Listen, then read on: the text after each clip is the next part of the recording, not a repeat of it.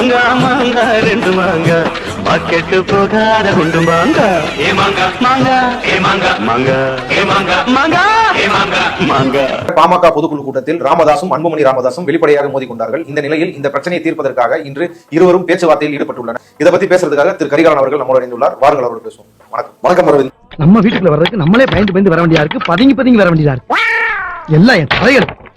இன்னைக்கு நடைபெற்ற அந்த பேச்சுவார்த்தையில என்ன நடந்தது? அதாவது இன்னைக்கு நடந்த பேச்சுவார்த்தை இதுக்கு யார் ஏற்பாடு செஞ்சா அப்படின்னா பாமகவினுடைய தற்போதைய எம்எல்ஏவாக இருக்கக்கூடிய அருள். ஐ திங்க் அவங்களுக்கு நம்ம ஹெல்ப் தேவைப்படுது. அப்புறம் முன்னாள் எம்எல்ஏ கார்த்தி, அது மட்டும் இல்லாமல் கட்சியினுடைய மூத்த தலைவர், முன்னாள் தலைவர், ஓய்வறியா உழைப்பாளி, தியாக செம்மல், இப்படி பல்வேறு பட்டங்களுக்கு சொந்தக்காரர் ஜி.கே. மணி, இவர் தான் இந்த பேச்சுவார்த்தைக்கு ஏற்பாடு செய்யறாரு.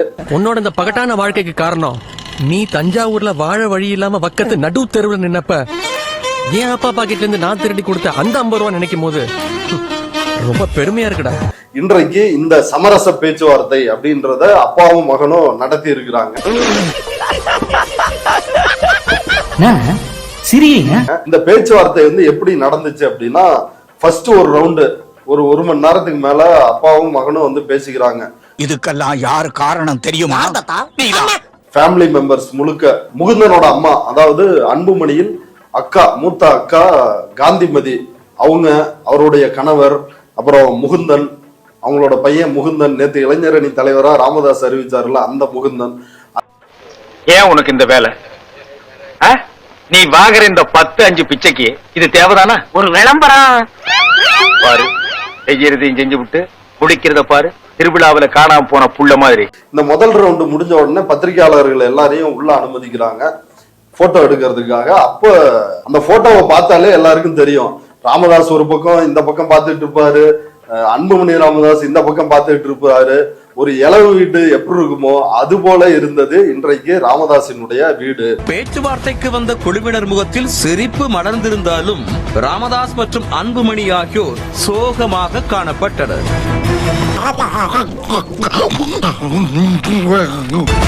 சுமார் 2 மணி நேரமாக பேச்சுவார்த்தை நீடித்துக் கொண்டிருக்க கோபப்படும் போதும் கூட பத்மினி மாதிரியே ஒரு கோபம். அப்போ பத்திரிகையாளர்களை பார்த்து ரொம்ப வெறுப்பாகி காண்டாகி, நாங்க திருவண்ணாமலையில வந்து மாநாடு போட்டோம், அதுக்கு இவ்வளவு பப்ளிசிட்டி கொடுத்தீங்களா, இதெல்லாம் ஒரு பிரச்சனையா, இவ்வளவு பப்ளிசிட்டி கொடுக்குறீங்க? இவன் சும்மா இருந்தாலும் சண்டாளத்திற்கு இவன் நாலா பக்கம் சுத்தி வர்றா. என்னன்னா ஒரே நாள்ல டோட்டலா ஏற்கனவே சமூகத்தில் மதிப்பிழந்து நாரி போய் இருக்கின்ற ஒரு கட்சி தான் பாமக. அதுக்குள்ள நடக்கின்ற இந்த குழாயடி நாயடி சண்டைகள்லாம் வந்து வெளியே வந்துருச்சு. ரொம்ப குஷியோ மூச்சு நிற்க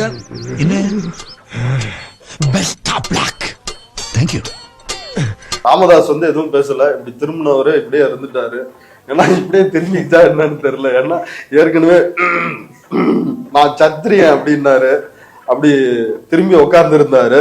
கிடக்கிற குடும்பத்தை ஒண்ணு சேர்த்து 2 பேர்த்தையும் ஊர்ல இருந்து கூட்டு வந்தா நானும் அவ்வளவு சந்தோஷமா குடும்பம் நடத்திட்டு இருக்கோம். எங்களை பிரிக்கலாம் பாக்குறீங்களா? அடைச்சா நீ என்ன சந்தோஷமா குடும்பம் நடத்தின? நாங்க தான் ஊருக்குள்ள வந்தோடனே உன்னை விசாரிச்சு பார்த்துமே, நீ ஒண்ணு இல்லையாம சும்மா அள்ள கட்டி அலைஞ்சிருக்காமாப்ல. அப்புறம் இந்த ஒரு ரவுண்டு முடிஞ்ச உடனே பிரஸ் வந்து சந்தித்தார் அன்புமணி ராமதாஸ். அப்போ வந்து என்ன பேச்சுவார்த்தையில் நடந்துச்சு அப்படின்னு பத்திரிகையாளர்கள் கேட்டாங்க. எங்க கட்சி ஒரு ஜனநாயக கட்சி. நீங்களா யாருடா? How do I tell you? ஊடக நண்பர்களுக்கு வணக்கம். இன்று தைலாபுரம் தோட்டத்தில் மருத்துவர் ஐயாவுடன் கட்சியின் வளர்ச்சி பற்றி, வருகின்ற சட்டமன்ற தேர்தலை பற்றி, உருட்டு வழியில் உருட்டி பொழைக்கும் குருட்டு உலகமடா நண்பா, உருட்டை பழகி கொள்ளடா, நீயும் உருட்டை பழகி கொள்ளடா. இந்த ஆண்டு எங்களுக்கு, வருகின்ற ஆண்டு எங்களுக்கு ஒரு மிக முக்கியமான ஒரு ஆண்டு.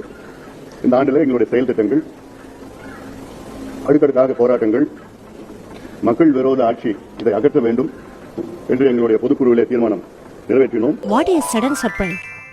Yes, this is sudden surprise to me also.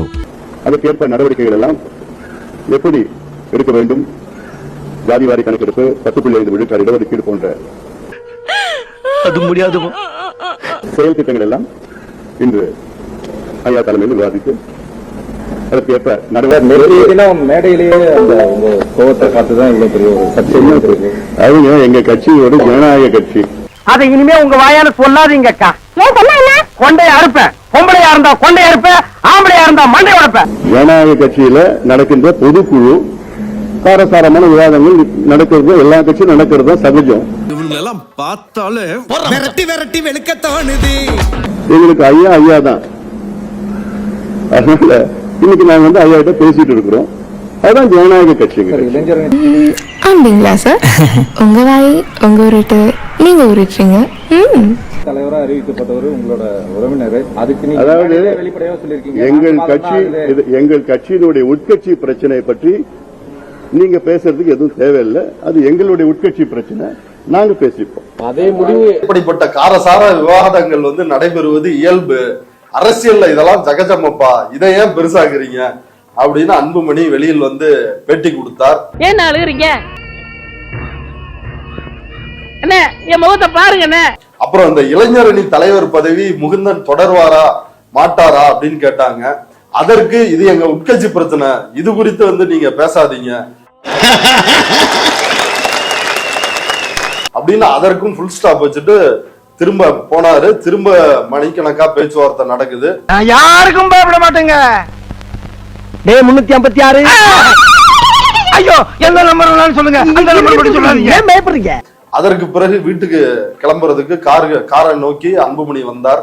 அவரை நோக்கி பத்திரிகையாளர்கள் போயிட்டு திரும்ப இந்த இளைஞரணி பதவி அந்த பிரச்சனை என்ன ஆச்சு அப்படின்னு கேட்ட உடனே, இது என்ன அமெரிக்காவுக்கும் ரஷ்யாவுக்குமான பிரச்சனையா, இதை வந்து சும்மா கேட்டுட்டு இருக்கிறீங்க அப்படின்னு மீண்டும் கடுப்பாகி காரில் ஏறி போனார் அன்புமணி ராமதாஸ்.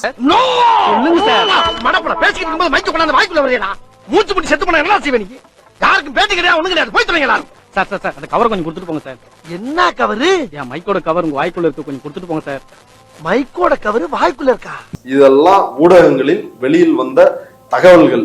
ஆனால் வெளியில் வராத சில தகவல்கள் என்னன்னா, என்னவா இருக்கும்? எனக்கு என்ன தெரியும், கேளுடா. நேற்று பொதுக்குழு, பாமக பொதுக்குழுவுல என்ன நடந்துச்சு?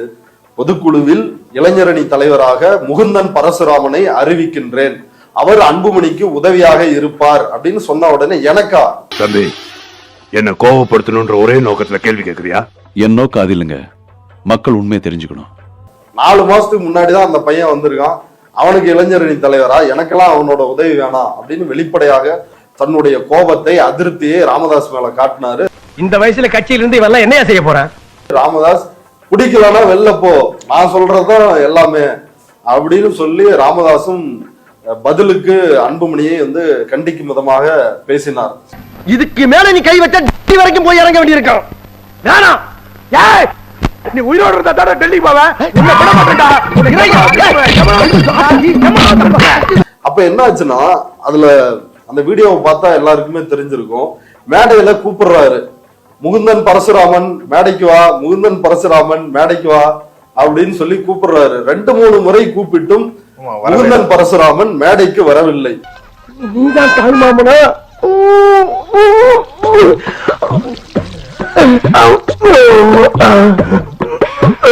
என்னன்னு விசாரிச்சு பார்த்தா அன்புமணி டீம் அவங்க வந்து இந்த முகுந்தன் பரசுராமனை தனியா ஒரு ரூம்ல கூட்டு போய் வச்சு குமரிட்டு இருந்திருக்காங்க. மேடைக்கு போக கூடாது அப்படின்னு அவரை லாக் பண்ணி வச்சிருந்திருக்காங்க. அதாவது தன்னுடைய அப்பாவை அன்புமணி சந்திக்க வேண்டும் என்றால் அன்புமணி தரப்பில் அன்புமணி கொடுத்த முக்கிய அழுத்தம் என்னன்னா, முகுந்தன் பரசுராமன் வந்து இளைஞரணி தலைவராக இருக்கக்கூடாது, அந்த முடிவு தொடர்வதாக இருந்தால் நான் வந்து அங்க உங்களை சந்திக்க மாட்டேன் அப்படின்னு அன்புமணி வந்து சொல்றாரு. ஏன்னா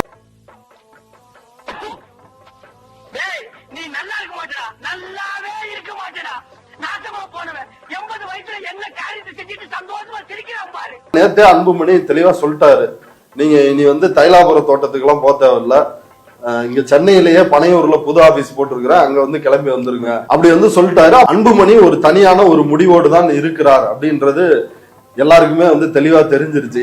உருத்தம் பைத்தியமா இருந்தா சமாளிக்கலாம், மொத்த பேரும் பைத்தியமா இருக்கான். ஆனா கட்சியினுடைய தலைவராக அவர் தான் இருக்கிறாரு. அதிகாரப்பூர்வமாக தேர்தல் ஆணையத்தில் அவருடைய பெயர் தான் வந்து இருக்குது, அவர் தான் வந்து அதுல அதிகாரம் மிக்கவராக இருப்பார்.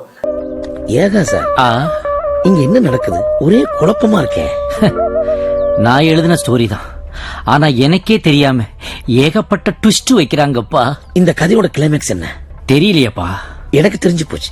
என்ன? சங்குதான். யாருக்கு? உங்களுக்கு. என்னதான் வந்து ராமதாஸ் இந்த கட்சியை உருவாக்குன, இது பண்ணேன் கஷ்டப்பட்டேன் அப்படின்னு வந்து வாயில் வண்டி ஓட்டினாலும் அந்த கட்சியினுடைய அதிகாரப்பூர்வ தலைவர் வந்து அன்புமணி தான்.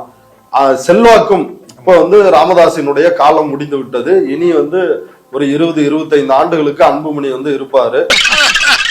இதையெல்லாம் நாங்க வசந்த மாளிகையிலேயே பார்த்துட்டோம். இப்ப போய் பிலிம் காட்டிக்கிட்டு தண்ணியா குடி மறக்காம சர்ப்ரைஸ் பண்ணுங்க. தேங்க்யூ.